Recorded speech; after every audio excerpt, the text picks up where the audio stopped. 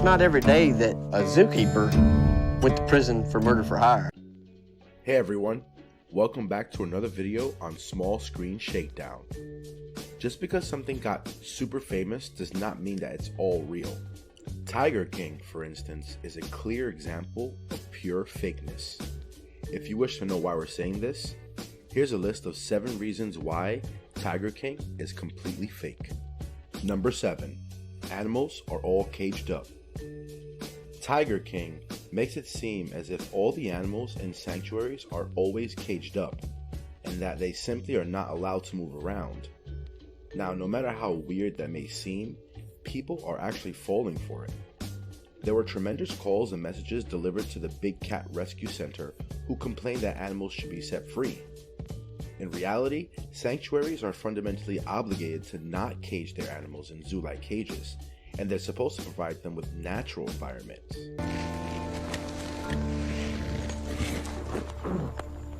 Number 6. Cub handling is staged and fake. Tiger King made it seem that these sanctuaries are actually operating to have a whole black market business of cubs, where they can do just anything with cubs and call it rescue. They had a system going on where they would breed cubs so that people would play with them, and after those cubs started to grow older, they would start getting rid of them. A sanctuary never does that, and it actually goes against the fundamental basis of having a sanctuary in the first place. Even with that, people actually claim to have seen Joe Exotic kill 5 healthy tigers by shooting them, referring to the fakeness he shows in the show.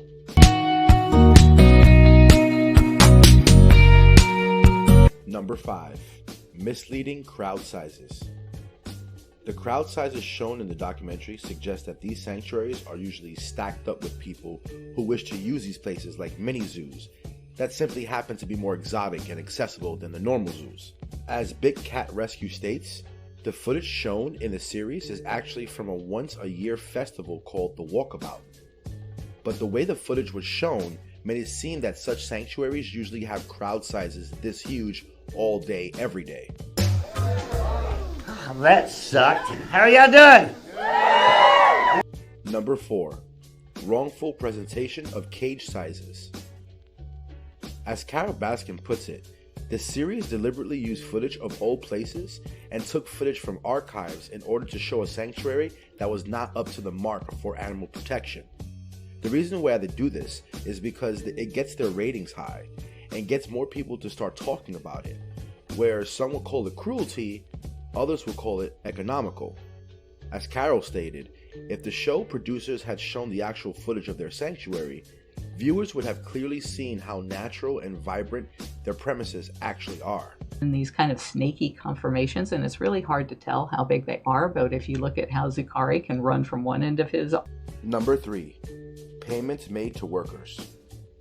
The show made it seem as if the workers who work at such places are not paid at all.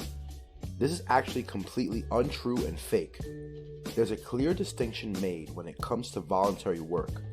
There are people who would be donating their time to the mission, and therefore they won't get paid. With that, they will only be called volunteers. But the actual workers who work over there for a paid job do get paid. Though such staff is not a lot, because then it defeats the purpose of having a charitable sanctuary, they still do exist. All right? Stay with me. Number 2. Big Cat Rescue usually takes in adult cats. Something the show clearly skips is the fact that the Big Cat Rescue usually gets to take in adult cats because their primary source of wild cats are animals that are caught by the law enforcement agencies from people who are keeping them captivated illegally, or by people who wish to give up their animals. In both ways, the cats that come into the Big Cat Rescue mission are full-grown adult cats. This fact was completely skimmed by the show, despite the fact that it would change a lot of people's perceptions. If it was Carole Baskin. Hey, all you cool cats and kittens, it's Carole at Big Cat Rescue. Hey, hold up. Before we move to number 1, do us a favor and please subscribe to the channel. And don't forget to hit the bell icon so that you don't miss out on any of our videos. Alright, let's get on to number 1. Number 1. Big Cat Rescue forbids petting. If the documentary had focused on this part, we probably won't be here calling it all fake. But the fact is, Big Cat Rescue actually forbids petting, and any volunteer or worker found even touching the animals is kicked out for good, and they can never be hired again. So this is different from the perception given out in the show, where it makes it seem that the cats are actually kept for sole purpose of petting and having fun with them. I want to pet that tiger.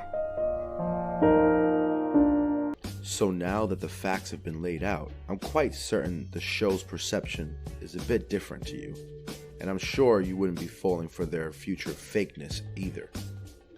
Well, that brings us to the end of our video. Hope you guys enjoyed it. If you haven't liked the video yet, it's not too late to like it. We'll see you soon in another video. Take care and goodbye.